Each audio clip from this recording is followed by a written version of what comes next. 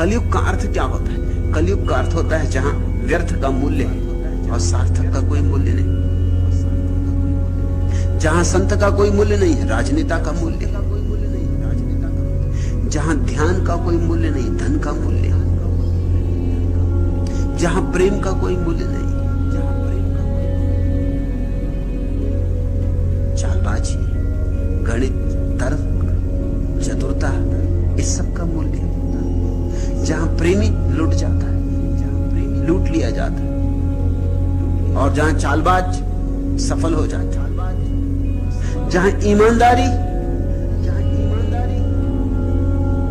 मृत्यु बन जाती और जहां बेईमानी जीवन का सार है। यहां जो जितना सफल होता है उसी मात्रा में सफल हो पाता है जिस मात्रा में चालबाज हो, चतुर हो, कुशल हो, जिस मात्रा में षड्यंत्र की क्षमता हो। कलयुग का अर्थ होता है जहां सारे लोग व्यर्थ के लिए दौड़े जा रहे हैं, जहां कूड़ा करकट मूल्यवान हो गया है, जहां परमात्मा की किसी को याद ही नहीं, जहां इस जिंदगी में और सब कर लेना है, सिर्फ परमात्मा को छोड़ देना है। ऐसे कलयुग में भी जो तेरे नाम से जुड़ गया, वाजिद कहते हैं, वो नहीं डूबा। ये सारा संसार डुबाने को तत्पर रहा, लेकिन जो तेरे नाम से जुड़ गया वो तिर गया। पाषाण भी नावें बन जाते, उसके नाम का चमत्कार।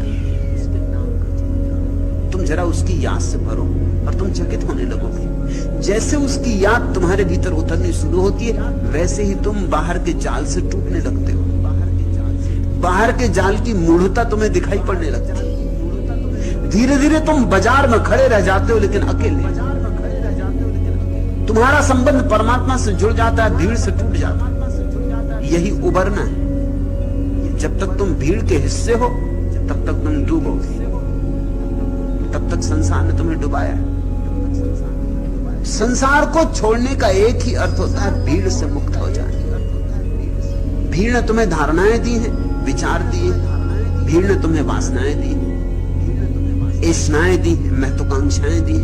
भीड़ से मुक्त हो जाने का अर्थ है इन सब की व्यर्थता को देख लेना। लेकिन ये तो तभी दिखाई पड़ेगा जब राम के नाम में थोड़ा रस जगे, परमात्मा में थोड़ी झलक मिले, परमात्मा में थोड़ी गति हो। तेरा नाम कहो कलिमा न बूढ़ो कोई रे, कर्म सुकृत एक बार विलय हो जाएंगे।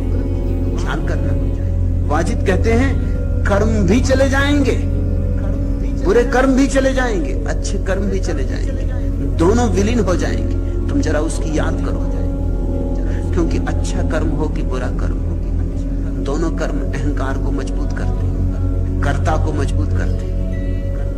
और अक्सर ऐसा हो जाता है, अच्छे कर्म ज्यादा मजबूत करते हैं बुरे कर्म की बजाय, क्योंकि अच्छे कर्म का मजा ज्यादा होता है। तुम बुरे कर्मों की चर्चा करते नहीं किसी से, अच्छे कर्मों की चर्चा करते हो।